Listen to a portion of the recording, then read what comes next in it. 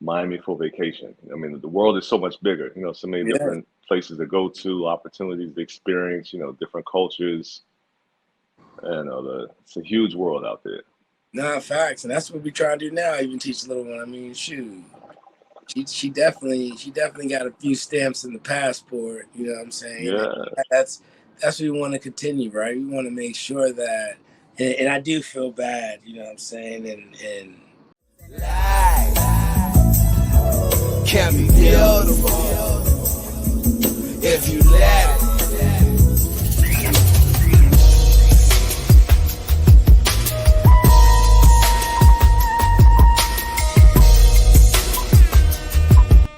In the bowl.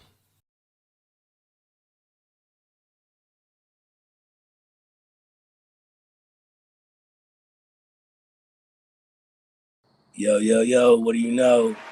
Welcome to In the Bowl Podcast. I'm your host Nas, What you got, tall man? Laugh with Dubai.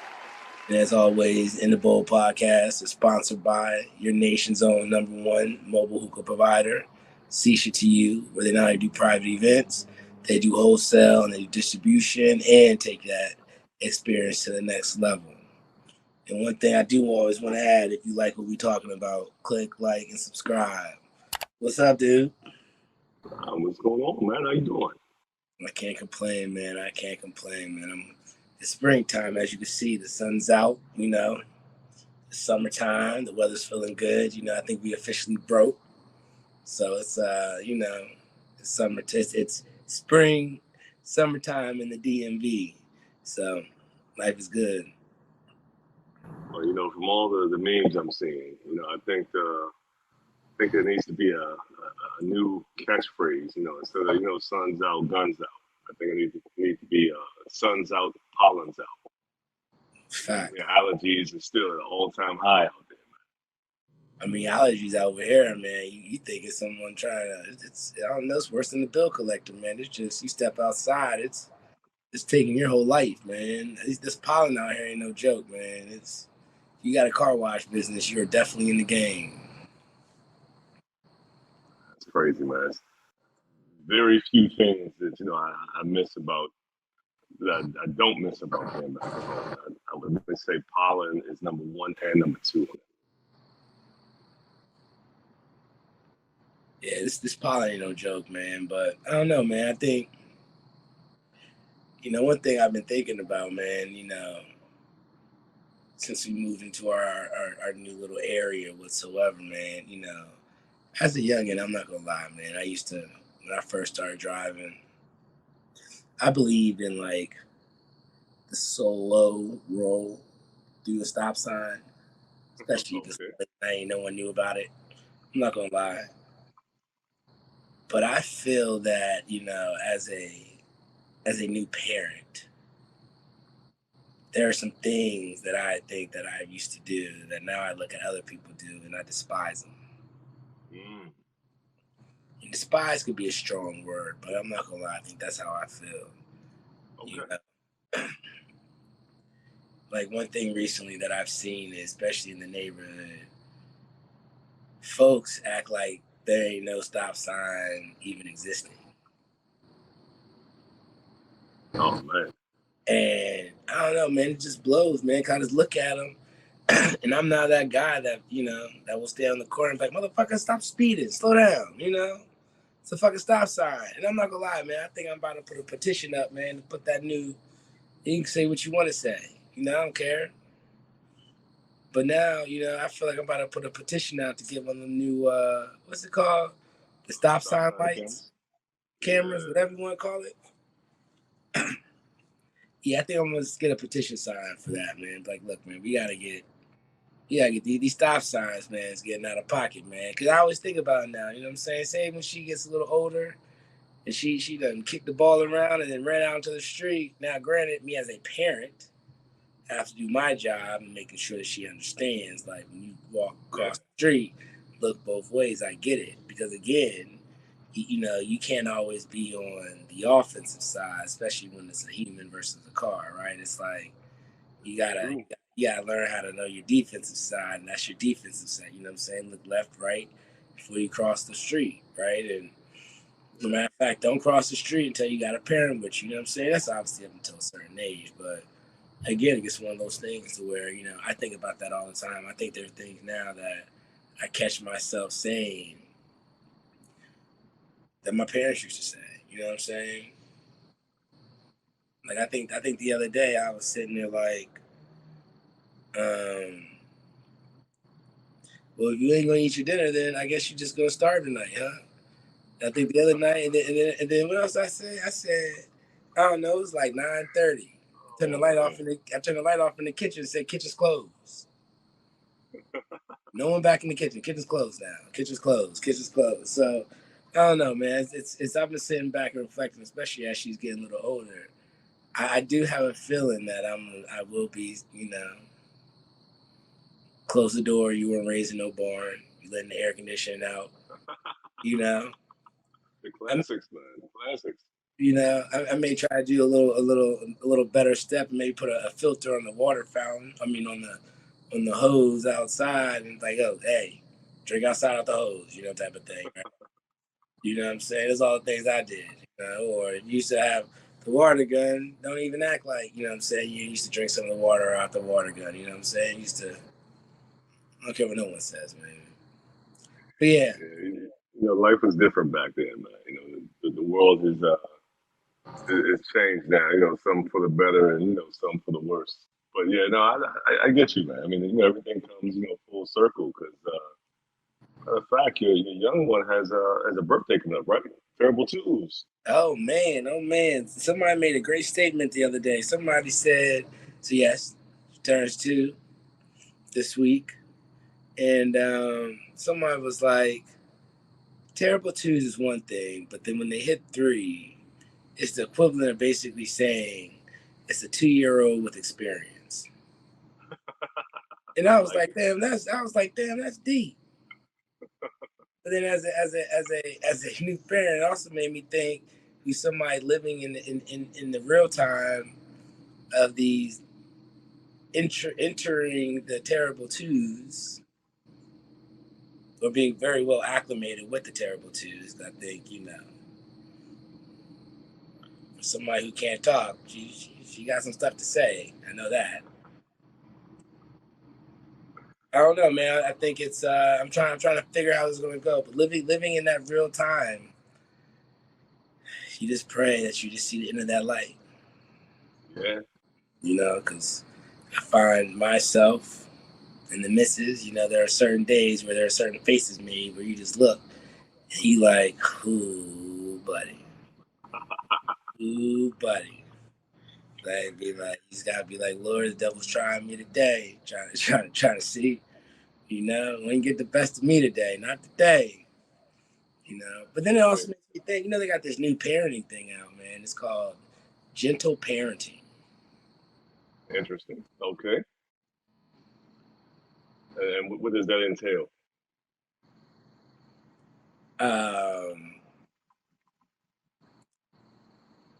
The concept I think is phenomenal, right? It is gentle parenting as opposed to always saying no or giving some kind of disciplinary action. It's more of redirecting the child in a positive manner or in a manner to where they can make a choice.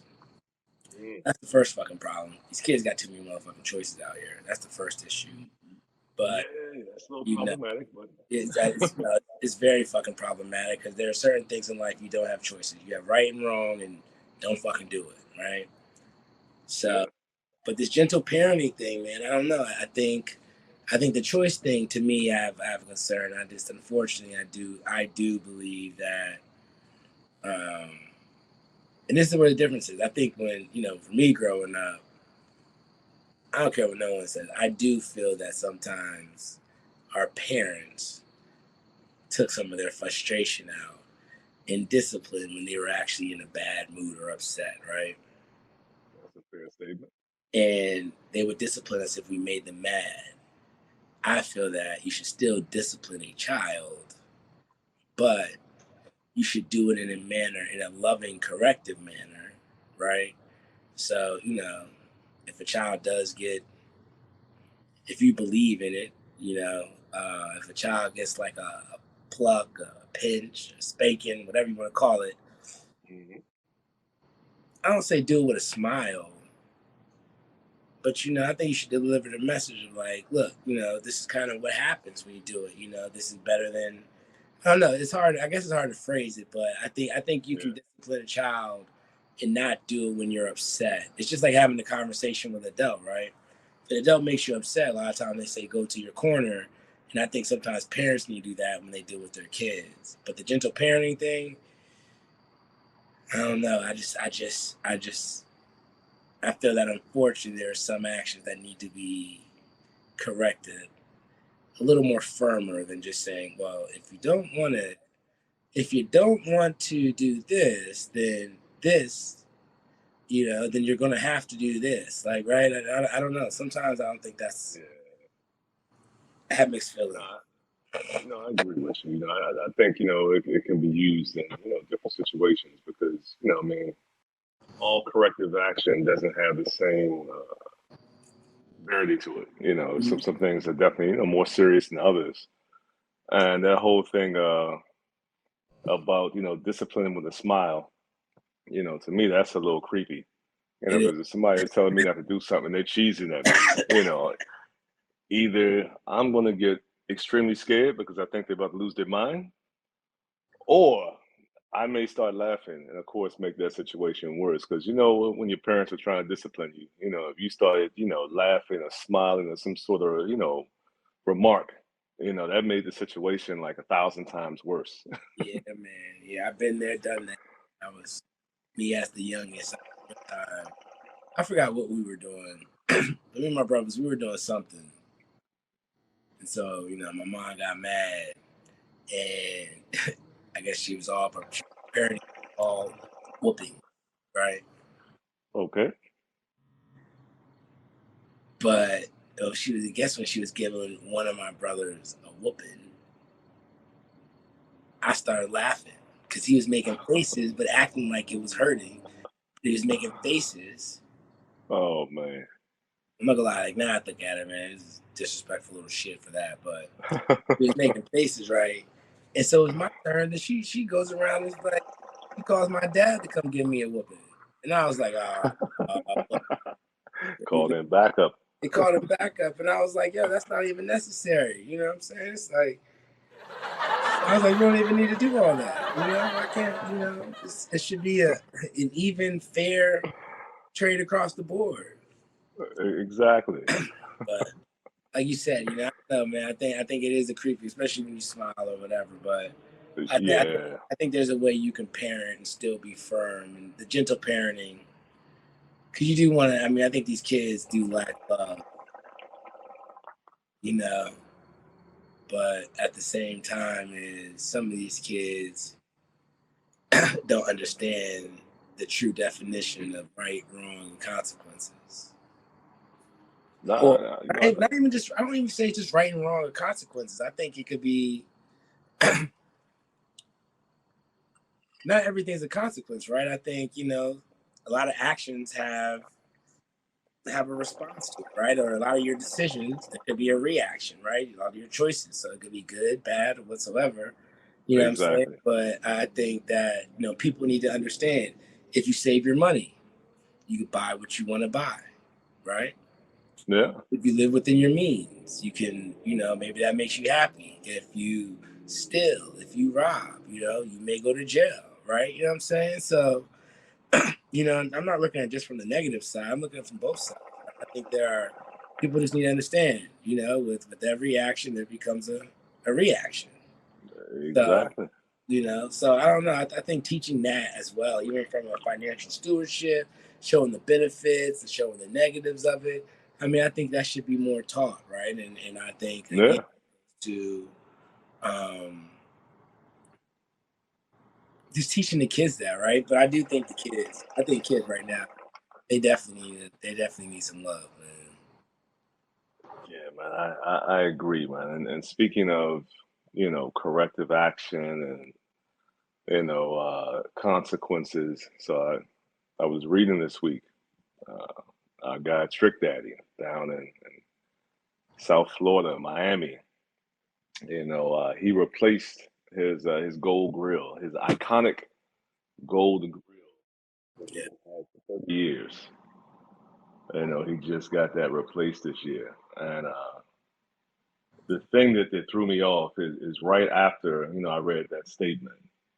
I heard that this man had not been to the dentist in 15 years. Yeah, sure. So I was like, ouch. I mean, having a gold grill, for 30 years, I mean, that's really dedication.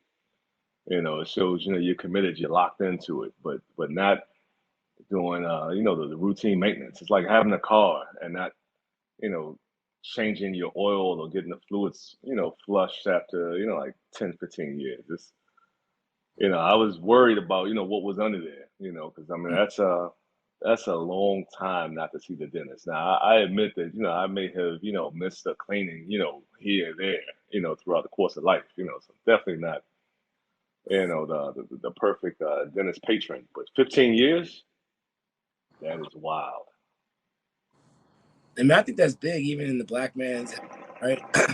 We always have that stigma against us talking about how we don't go to the doctors and we don't get our checkups and stuff like that. Man, but I don't know, man. As you watch the news and all this other stuff, man, I think we start seeing people dropping younger and younger. And it may be something that could be fixed, reversed, whatever. You know what I'm saying? But people dropping like flies, man, and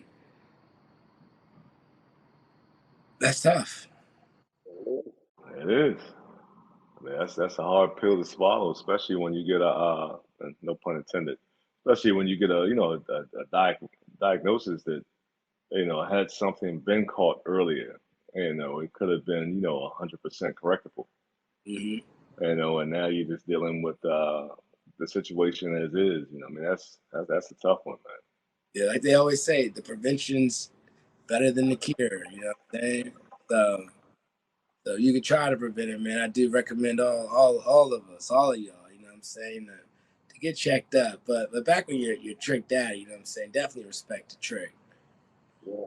But I'm not gonna lie, man. I think I don't know. For a while, I ain't seen him in a few years, and all of a sudden he started popping up on these reality shows and shit.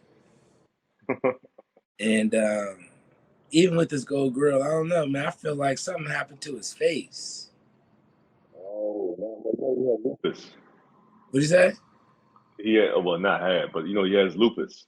Oh, damn. See, that's what I'm saying. That's what I was trying. Yeah. That's why I say, when we look at ourselves, we want to make sure that, we're taking care of ourselves. But I was always trying to figure out what that was. So I'm glad you Yeah. mentioned that, man. And like I said, man, that health is scary, man, because some stuff is uncontrollable. Nah, it is. It is. Because he had mentioned that a few years ago in an interview, because I think and definitely, don't quote me because it's been a while since I read that article, but I think he said that, whatever medicine he was taking, it was causing, like some issues with his face, where it was, damaging his skin, Yeah. so that's why I think that's a part of the reason why, he was out of the limelight for a while. Because you're right. I Mm, mean, he did pop back up in Love and Hip Hop Miami, and then he has his show, his cooking show, which is very entertaining, by the way. I find myself, when it pops up, depending on who the guest is, tuning in, and the man can really throw down in the kitchen. I know he has a restaurant, I think like Sundays or something like that in Miami, but Trick is the man in the kitchen, man. all right. Well, yeah, I'm not gonna lie, man. May have to check that out, man, because last thing I know, my man be cooking is mayonnaise wish sandwich. You know what I'm saying? Like, some kissed in a wish sandwich. If y'all know what that reference to, you know. Yeah. I think he was talking about one of his short-term vacations. You know what I'm saying? So, all right, I gotta check him out. I gotta check my man out. See what's good with that. But like I said, I ain't been in Miami in so long. Miami, I don't know. Miami's cool, but I think there's a lot more out there in the world. No disrespect to the Miamians, Definitely, Floridians, but South Florida is all love, but you're right though, because I think I mean growing up, Miami was, it was a quick flight. Mm-hmm. It was affordable, and I mean, it was, great weather, good environment to hang out in. So it definitely was a go-to. Of course, all the events, in Miami. But I mean, you're right. I mean, no disrespect to them, but I mean, life is bigger than traveling to Miami for vacation. I mean, the world is so much bigger. So many Yeah. different places to go to, opportunities to experience. Different cultures. And it's a huge world out there. Nah, facts, and that's what we try to do now. Even teach the little one. I mean, shoot, she definitely got a few stamps in the passport. You know what I'm saying? Yeah, And that's what we want to continue, right? We want to make sure that, and I do feel bad. You know what I'm saying? And for those that aren't able to leave their neighborhood or who may not have been exposed to the more of the world that's out there from outside their neighborhood or their block, whatever you want to call it. You know what I'm saying? But there's a lot out here, man, and I'm not gonna lie, man. It's fun, man. It's fun to see what's out there. There's crazy motherfuckers out here, but the yeah, world is bigger than what I'm saying, than your street. You know what I'm saying? So indeed, indeed. And while we're talking about, I mean, down south, I came across one other thing. It's a young lady from Louisiana who just set the Guinness World Record for having the largest afro on a living person. mm, Now, I don't know why they had to include on a living person because I don't know who is measuring afros on the deceased, but it's facts. not gonna get hung up on that. But it did kind of cause me to, pause for a minute. But she has the largest afro, and her afro I think is like 9.84 inches tall, 10.24 inches wide, and stands like 5.41 feet, in circumference. So that is a huge afro. And this previously, she set the record back in 2010 and 2021. So I mean, so this is not her first, plaque, from the good folks at the Guinness World Records. But I just thought that was that was impressive. I mean, how many people can say they're a three-time champion of having the world's largest afro? Yeah, that's wild. I think I commend that. I mean, you got to think about it too. Even to really, what I'm saying. I think we put a lot of care into our grooming and our hair, right, and our hygiene, right, and so I commend that. I think that's dope, right, and you get acknowledged how you get acknowledged, but I think that taking that Yeah. time, that much hair right there, that takes some time right there, right. That takes some TLC, some serious TLC, especially to be able to frame it and get it right. You know what I'm saying? And shine that thing up, man. That thing takes a skill right there. So that's what's up. I know, we're two highly opinionated, bald guys with beards, but I've heard, some of the effort that goes into, women with, I would even say just hair in general, any length of hair, that whole washing, conditioning, drying, oiling process. I mean, that is quite extensive, with our beards, I mean, we can wash in a few minutes, we can condition in a few minutes, we can dry in a few minutes, I mean, 15 minutes tops, 20 minutes. We can, shave and, have a, fully conditioned beard, so salute to all the, women out there with hair maintenance and, all the work you put into it. We definitely support you, but hats off to this young lady because I know, dealing with an afro that's, 5+ feet in circumference, that that process to, like I said, to wash and dry is definitely a process indeed. Yeah, but I also hope she's not one of the people that just sit in the front row either, though. That's fucked up. And that would be rude. That'd be very rude, dog. That'd be like one of those things like, come on, dog. Like, what are you doing? You know what I'm saying? You know what I'm saying? Like, come on. Have this seat in the back. Get in the standing room only, right? Like, what's wrong with you? Why would you do that? But nah, hats off to her. You know, no pun intended, right? You know what I'm saying? Let that thing shine. Indeed. That's what's up. Oh man. So what else you got going on this week, man? What else is on your mind? Not much, man. Like I say, man, I'm just thinking about this world, man. Just thinking about how it's summertime or springtime, whatever you want to call it. Seasons change. Just thinking about how, you know, I saw there's a mass shooting, 16 people, I don't know, killed, injured in Alabama recently. And again, I don't know, man. And these kids was young, man. It was a 20-year-old and a 17-year-old with so much more life, you know? Yeah. Then there's a shootout at a sweet 16-year-old or sweet 16, whatever you call it, you Yeah. know? Like, damn, you know what I'm saying? Like, I don't get it, man. And me and my boys, we was talking about the other day, man. I don't know. I think these gun laws, man, you know, I think you have the right to your constitutional rights, right? But I also feel that for you, and this is my opinion. If you don't like it, can't help it, you know, leave a comment, tell me your thoughts. But I think that, you know, if you choose to arm yourself, you know, I think you should go through like a 10 session, you know what I'm saying, evaluation. I don't care if you're a cop, I don't care if you're a civilian, I don't care what you are, right? I think for you to be able to carry, I don't care if it's a shotgun, I don't care what I don't care what it is, right? I think you should go through a session or 10 sessions if a qualified, you know, therapist or whatever you want to call it, you know, just to confirm that you're in the right mental state. And the reason why you even use 10 is because I think it'd be difficult, even if you're trying to lie and just, you know, fake the funk, right? I think it is going to be difficult for you to fake the funk for all 10 sessions. And I doubt you remember the lie or the image that you put on in the first session during the ninth session. That takes skill, dude. Bound to slip up. No, You yeah. bound to slip up, right? And so, and I think you should be evaluated. And I think that's for everybody, right? Not everyone, not everyone needs a gun.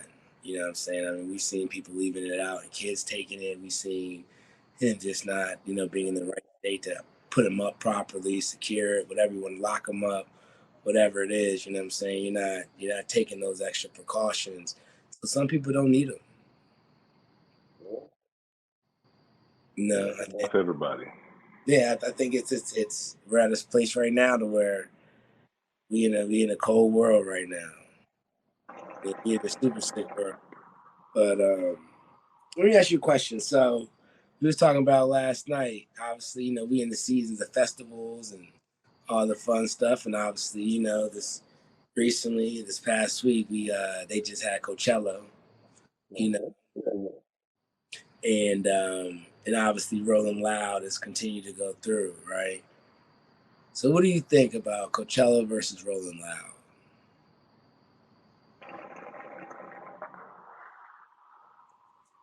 Now, from what I do know, you know, because Coachella, I want to say is primarily based in California, if I'm not mistaken. Mm-hmm. And Rolling Loud, I know they do one in New York, and I want to say they do one in Miami. I'm not sure if there's a third one, Mm-hmm. but you know, Coachella, I think really has like a namesake, and I don't know if it's because it's been around longer, you know, but you know, Coachella sounds like you know something, you know, hey, you know, definitely gotta check out Coachella. I'm going to Coachella. But Rolling Loud seems like it's starting to, you know, pick up some traction. But I think Rolling Loud may have a slight edge Mm-hmm. just because it takes place in multiple cities. Mm.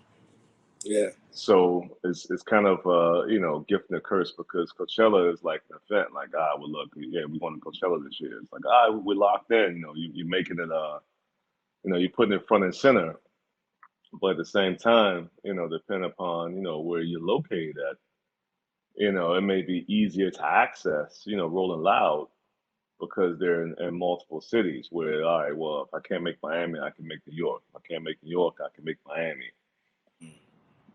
So I mean, that's kind of the biggest difference, I see looking at it at face value. Because other than that, I mean, they both seem to have, similar, lineups. Where it's just, a bunch of artists over like, 2 days, multiple stages, things of that nature. And I want to see if, some of the other festivals can get, to that same level. Like, Pharrell, like, something the Water Festival. Yeah. Then you have, J. Cole, has his festival. Drake has, his weekend. And, I'm not going, skim on the DMV, Broccoli Fest. Yeah. I mean, that's, for the folks in the DMV. But like I said, I think all in all, very similar. Only difference is one has multiple locations and one is more, I don't want to say it's just, one location, somewhere in California or out west. Yeah. And I feel like Coachella is like a little more, I don't know, a little trendy-ish, a little hippie-ish type more vibe. Yeah, yeah. I think it's, I think it tries to kind of be like the new like Woodstock kind of thing, right? Yeah, yeah, I can see that.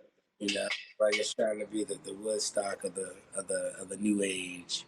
But again, I don't know. I agree with you, man. I think Rolling Loud is definitely. I think that definitely has a little bit more of an edge. The market. I agree, man. I agree. 'Cause, yeah, festival season, is upon us, and I'm not gonna lie, I'm not a huge fan of attending these large festivals in person. One, because it's just too many people and a whole lot of standing. Mm-hmm. I like like the Roots picnic. I Yeah. like that. You can sit out there, with the peers from what I've experienced, and we even went to the Roots picnic together. But Yeah. being able to, kind of sit out in the grass and, still enjoy the shows. Because every time I see pictures of, Rolling Loud and Coachella, uh, watching the streams or watching the videos, it just always looks like a sea of people. It Yeah. doesn't look like where, you can, sit down and, actually enjoy it and get up and dance if you want to. It's like one large mosh pit. Yeah. That's what I was even thinking about. I don't know. You remember even Chicago? What they got? Lollapalooza. Yeah. Yeah, something like that. Yeah. Whatever. You know what I'm saying? I don't know. I saw an image of that, an aerial view of that, and that thing, like you said, it just looks like you just little sardines in the open field. Yeah. And I don't know, man, stuff like that. Like I said, with the climate that we in, unfortunately, like they had that shooting at that Las Vegas, you know, Exactly. Yeah. it's just I don't know, man. It's just nerve wracking because you want to go out there and enjoy it, but you always got one or two little bad apples that out here trying to ruin the time for others because they unhappy. Exactly, man. Exactly. And I wanted to follow up because I know a couple weeks ago, we had talked about the sale of the Commanders. Mm-hmm. All right, and we were talking about how Magic Johnson was a partner in that $6 billion bid, to buy the Commanders, which was huge because would have meant that a black man was going to be an owner, in the National Football League, which is huge. But this week there was another bid thrown in for $7 billion. Mm. All right, now $6 billion was already going to make it, one of the highest, if not the highest, offer for a professional sports team. Yeah. But now the new offers come in for $7 billion cash offer. And it is a DC native, Brian Davis, who submitted the bid. And I think within his proposal, his submission, he said that 1 billion will be paid within 24 hours, and the remaining 6 billion to be paid within 7 days. Mm. And that would be historic as well, because then he would definitely be the first black man to outright own NFL team, and also once again the highest purchase price for a sports team. So I started wondering. I was just thinking. I was like, Brian Davis. Who is this guy? So Mm-hmm. I came across another article, and come to find out, Davis went to Duke. He's from Bladensburg, Maryland, so I think he went to Bladensburg High. He played for the Timberwolves in the early '90s, like '93, '94, and he was a previous minority owner of DC United. Mm. But then questions started coming in with regards to uh, how he was going to pay for this team. Yeah. Which that was the first question I had off the top of my head. I'm like, hold on, so this dude's paying $7 billion cash offer, and it's not someone who is at the forefront of your mind when you think of people possibly buying a sports team, or billionaires in the area. Mm-hmm. So that they're saying that he said that private investors, which are all located within the U.S., are backing him financially to own this team, and I think that's where a couple of question marks are coming in with regards to who these unknown investors are and where the money is coming from, which kind of puts a whole different spin, on the beginning of the story. So it's interesting to say the least.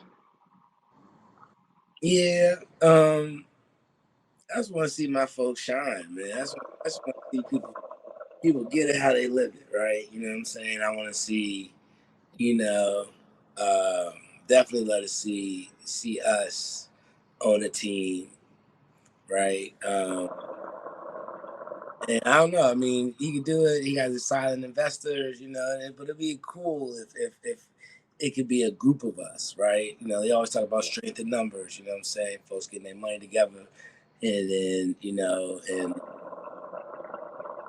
put it into some investments, right? And get the money up together, right? And Yeah. I think that's a solid move. I don't know who obviously his investors are, but for the black man to be a face of that team, I'm still not going to root for him, but um, I will sit there and say they will definitely be a notch up, on any other team. I'm not gonna lie, that's kind of my issue with the boys, right? It's Yeah. the owner, the owner. I just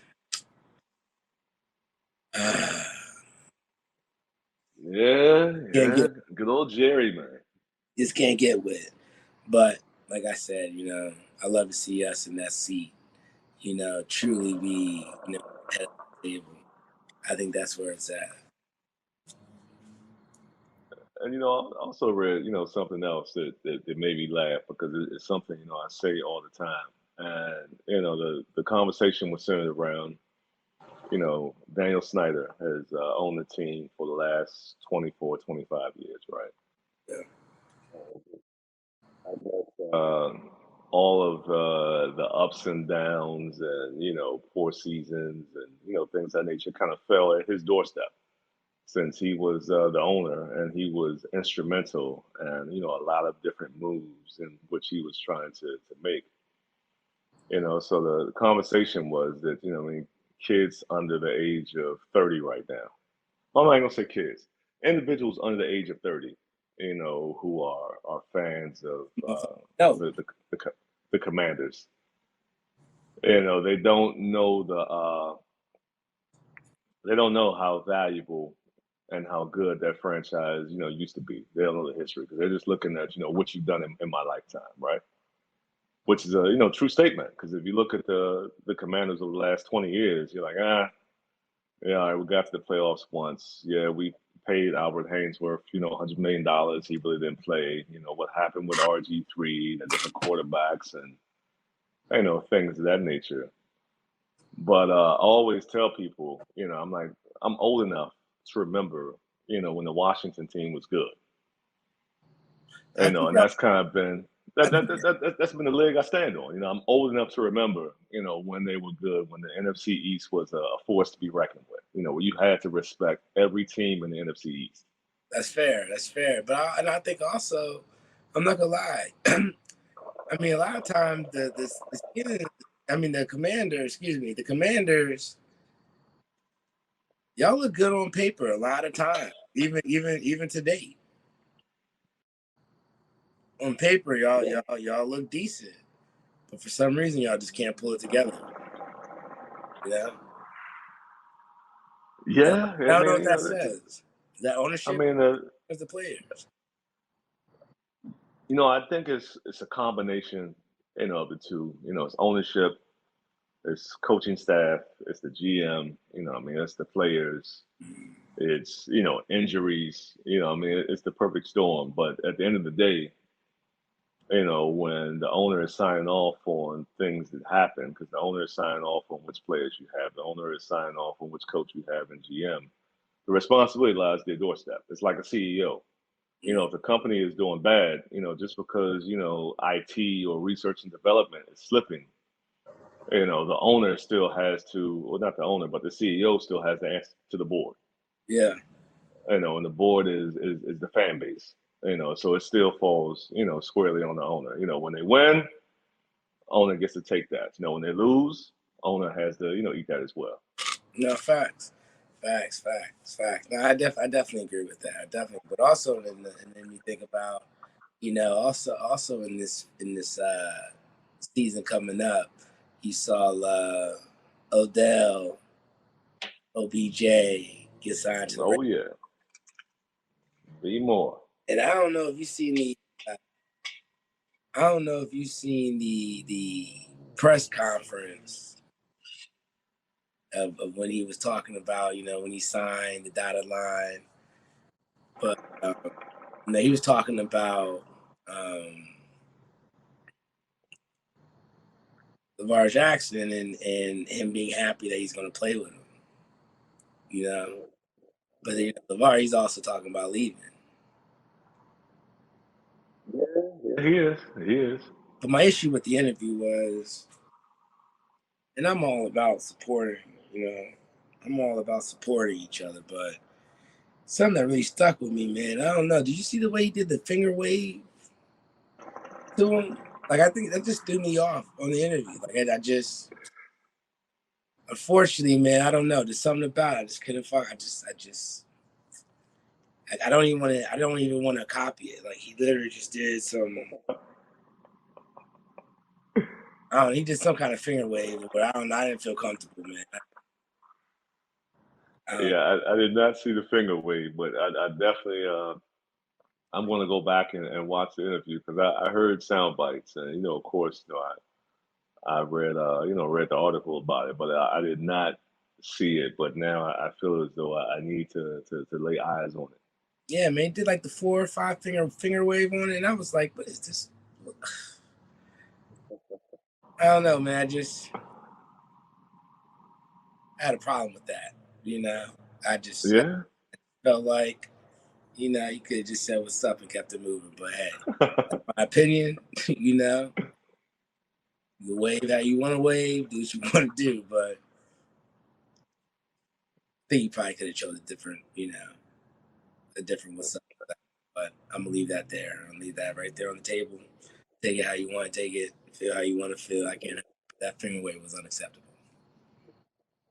I do want to see what's going to happen with Lamar Jackson because I know his from what I've heard and to the best of my recollection, yeah, I know he's had some issues with trying to get out of Baltimore. I think he fired his agent and hired somebody else to try to negotiate for him, and I think that's where things kind of started going off the rails.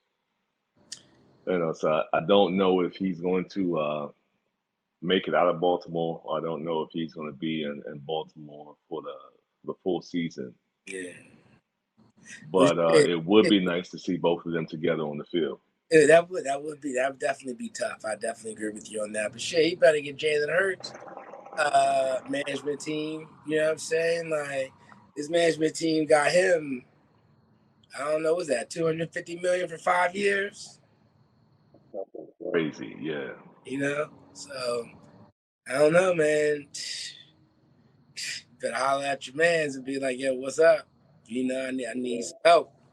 You know, I need your management team." But that's they got in that bag. So again, I love seeing us in that seat. I love seeing us making that bag, getting that paper.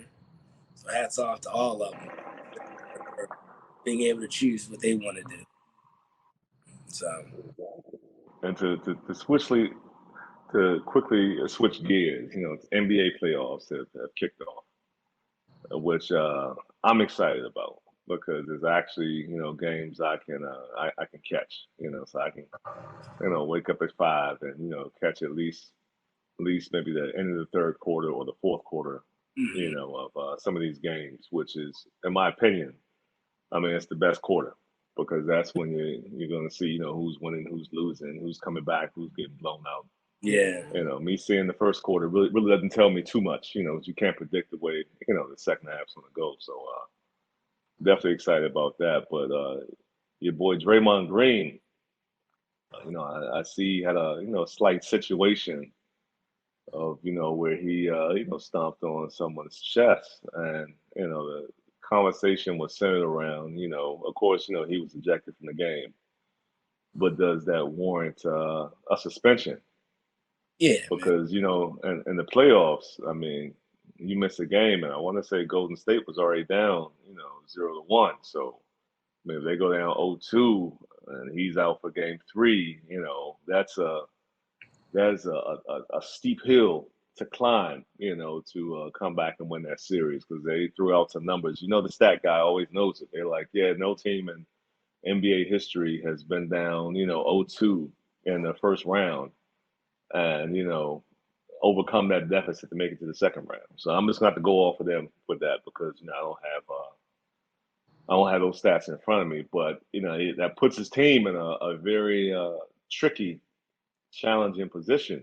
Yeah, But do you think that he deserves to be suspended, you know, for a game? Because he said that, you know, the guy was, you know, holding on to his leg. He did, you know, I guess the previous game, and it was something that was ongoing. So it sounded like that there was, you know, a bit of an issue there. Finally, you know, he snapped and reacted.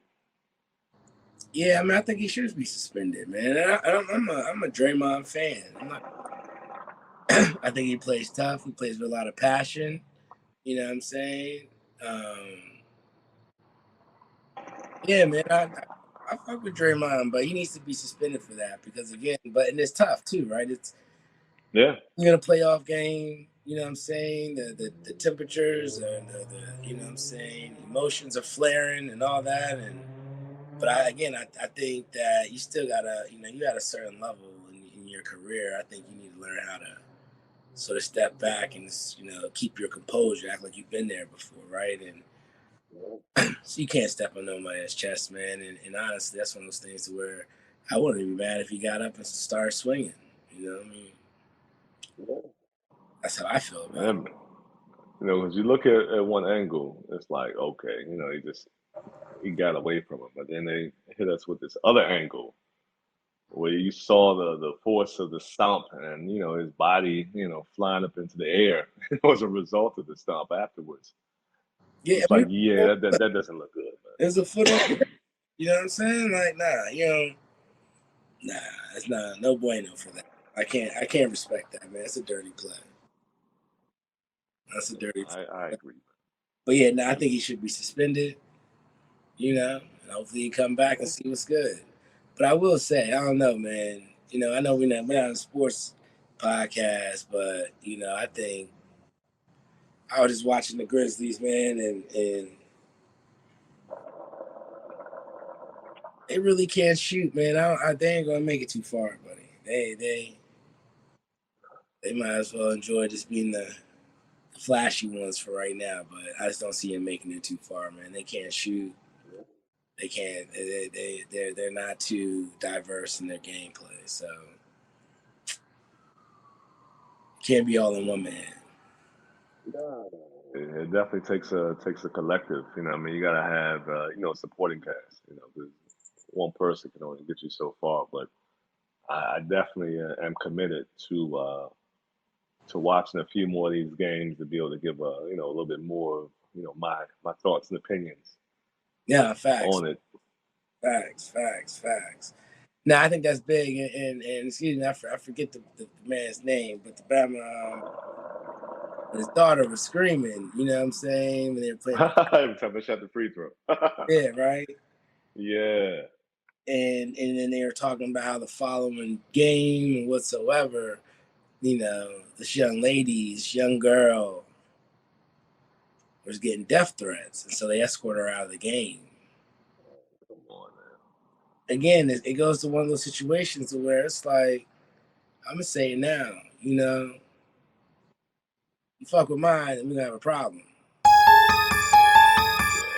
We all about holding composure and being mature out here and all that, but Exactly. you ain't about to, nah, the way this applies. And I think a lot of these fans, they feel like these athletes are, unhuman, right? And they should live to a different caliber, rule, lifestyle, whatever you want to call it. Nah, like you're not gonna threaten nobody's kid. It's absurd, man. And that's that. Those internet gangsters behind keyboards, man. And that's the curse of social media, where And people can grab their phone and say anything they want and not be held accountable for it. they got the Twitter fingers. Yeah, yeah, that's just crazy, and especially a kid. I mean, everything is all fun and games, but I mean, death threats to a child is completely out of bounds. And I'm still trying to figure out what happened with E40. As I saw a clip of him getting escorted out of the game by security. I'm like, come on, man. T40, man, he's chilling, man. What's he doing? He's just over there, just cooling. He's chilling. Exactly. He's making his wine, selling his wine, man, sitting back, man. I definitely need to peel that onion back and see what that was all about. But that's something else that was just it just seems just too wild, man. Yeah, nah, I agree. But it is playoff season. It's a good time. After this, it goes through a little bit of a dry spell, but hopefully you out in the streets, enjoying them, being safe. But yeah, it's a good time of the year. Once again, it's playoff season. Playoff season. I will say, if the sun comes out, the streets get live. The streets get live. I don't know where you live, where you at, what you're doing, but the streets get live. It sounds like the streets are live right now, man. They stay live. They stay live. As you can tell, we stay outside with it. We stay outside. Oh man. Hey, well, before we get out of here, man, you got anything else? So, what's going on this weekend? Hey, if you do partake, it's there's festivals out here in the DMV this weekend. They got some what do they call it, cannabis crawls. They got a couple of venues that you should probably explore or visit. It's gonna be an entertaining weekend. We got obviously the Javante Davis fight. Oh, yeah, yeah. True. So that should be a good one. And then we got the little ones be there. So, you know, spring is here. Exactly. Not too much, going on out here. About to, pack my bag, get ready to head to Bahrain for the weekend. We got a, long weekend out here. So the lady, she's off to, Portugal with, some of her line sisters, celebrating their Deltaversary. So it's just me and the dog for a day until I head to Bahrain. But I'm looking forward to Bahrain. Bahrain, I'd always heard a lot about it. I had a buddy who was, out here, and he used to travel to Bahrain a lot. Told me about it. So I'll take this quick, 1 hour flight. Hang Mhm. out over there. I got a buddy who lives over there, so I'm link up with him. Probably do a lunch or dinner check out the check out their the lounges and food spots, and of course, gotta check out the shisha out there. See what it's talking about. So I look forward to coming back next week with my full report Yeah. on the Bahraini experience. Okay. Weather looks good, so should be a good time out there. Dope. You gotta let us know what Bahrain is talking about. Again, we got the world out there to travel, man. So we gotta let them see what else is out here.